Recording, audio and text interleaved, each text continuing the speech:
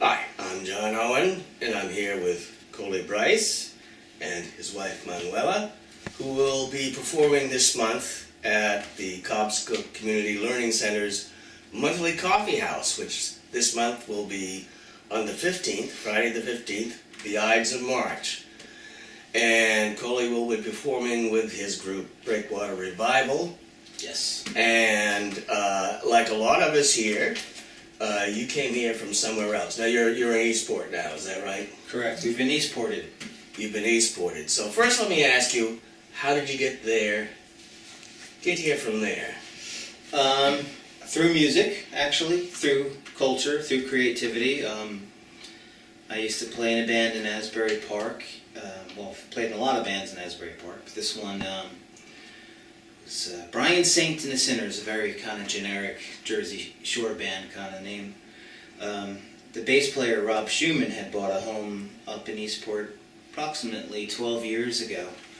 And after I'd met Manuela in Hollywood, and we came back to New Jersey, and in around 2005 or so, during the whole housing bubble and the insanity of the cost of living in New Jersey was just ridiculous. And we lived on an island community called La Valette, and I love island living. I like just the vibe of the ocean and everything. And Rob had mentioned, well, you might want to check out Eastport. I had been looking around like Burlington, Vermont, and the Northeast Kingdom of Vermont, and he's like, it's got a rugged outdoors kind of things. I like sailing and fishing, but there's really some fiercely independent, creative people there of all stripes, authors, painters, musicians, and so I came up on an exploratory mission with my father and my son Elijah. Now, when was this?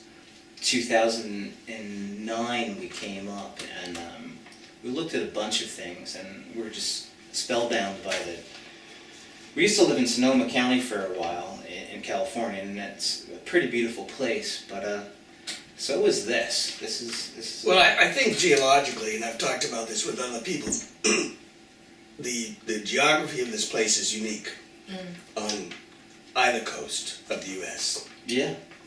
It's built over a series of peninsulas and it's surrounded by islands.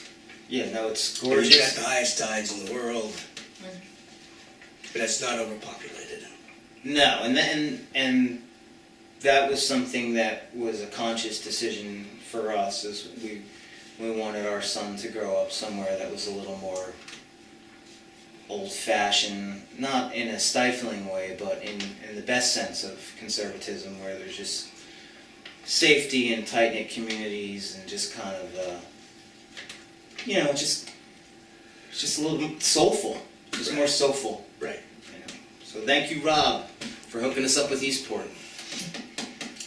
Now, you've got your group together that you're performing with at the coffee house. That's fairly recent, is that right?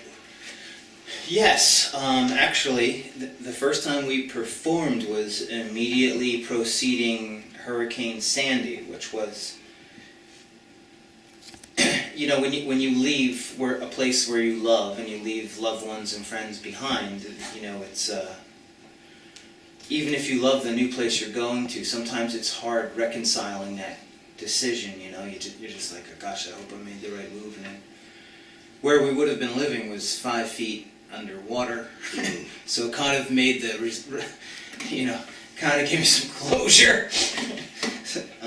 It's gone. So we're performing at the Rose Garden, Eastport venue, club, bar, which I really like because they're Jersey guys, and it just makes me feel like I have a place like an embassy of sorts for Jersey rock and roll. And the guys just came, and we just jammed that night spontaneously.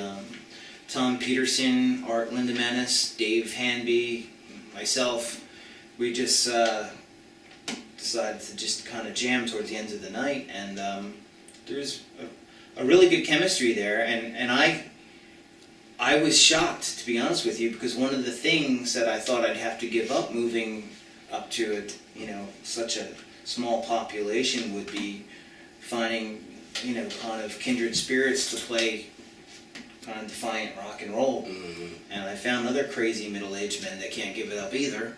And we have a great time. We've been playing all over Eastport, and so we're excited to go on tour all the way to Trescott.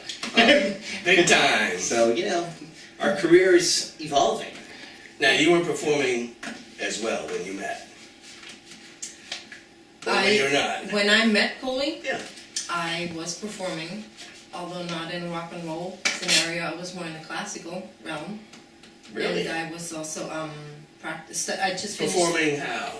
Singing, playing? singing. Yeah, my main instrument, if you want to say so, Is your is the voice. Right. And I had just moved to California, to LA, you know, from New Hampshire at the time.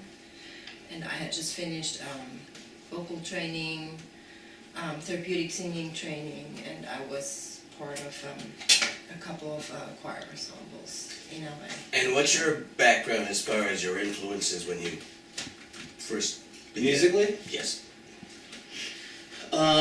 First thing that I remember grabbing my head and smacking me around was being a little kid at Acme in Point Pleasant Beach, New Jersey, and hearing I Want to Hold Your Hand by the Beatles come over, one of those cheap mono speakers, but they had the big magnetic coils, so they kind of sounded good in mono, even in like a supermarket. Mm. And just the little grit of that guitar thing, and that was a gateway drug. And then And what do you listen to? now, Huh? I have very eclectic taste now. Probably when I'm pretty self-absorbed, to be honest with you. I record a lot. Will you vouch for that?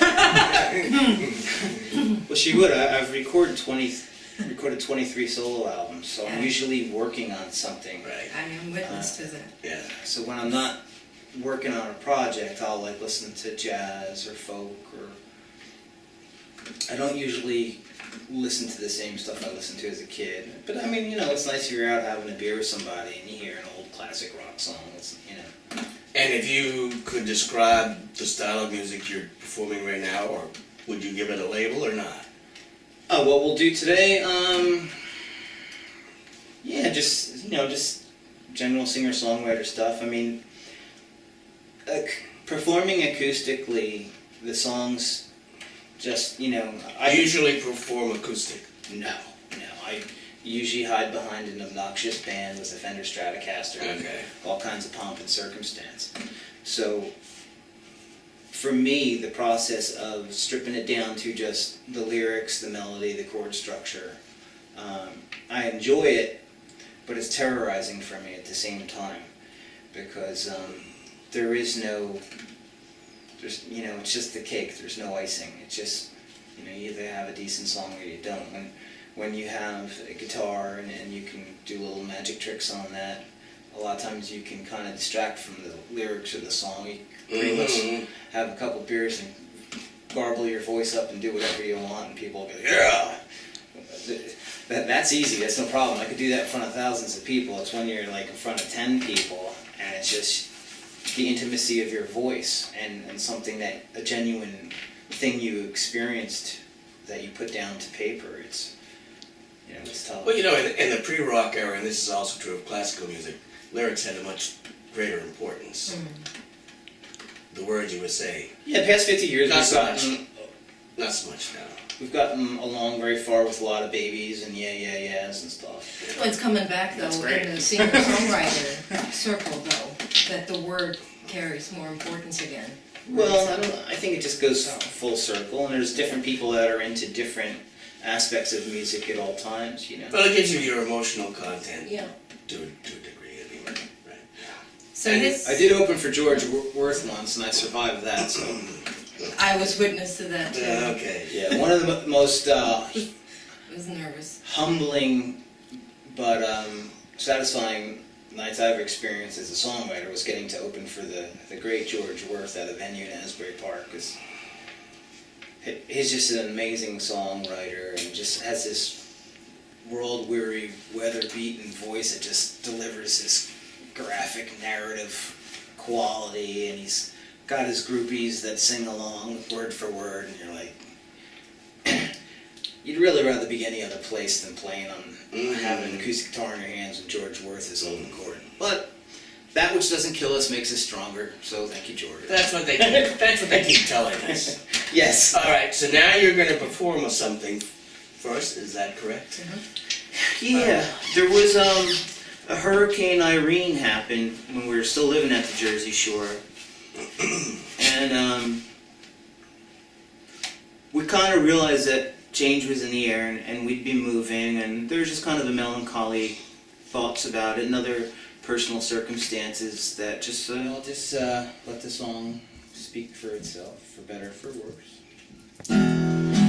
Guess I'm gonna fade away like a hurricane that's lost its rain.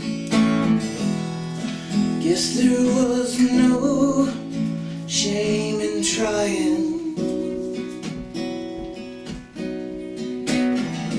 Run for cover, but there's none to find. This river's rising over the line. Bridges flooded, so I'll just jump in.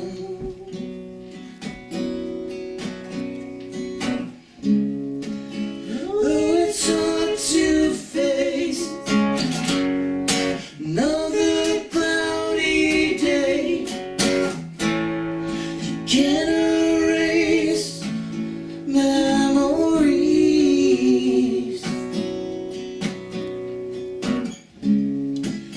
Giving up the chase, living up to faith.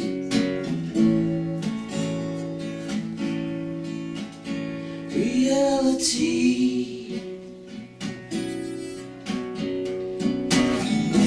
Let the river take me today to the shore of another place, to a port of call I'll call my own.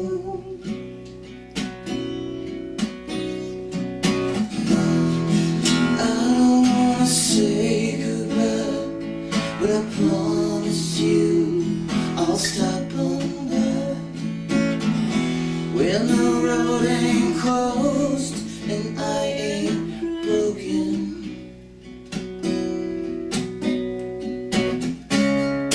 Though it's hard to face another cloudy day, can't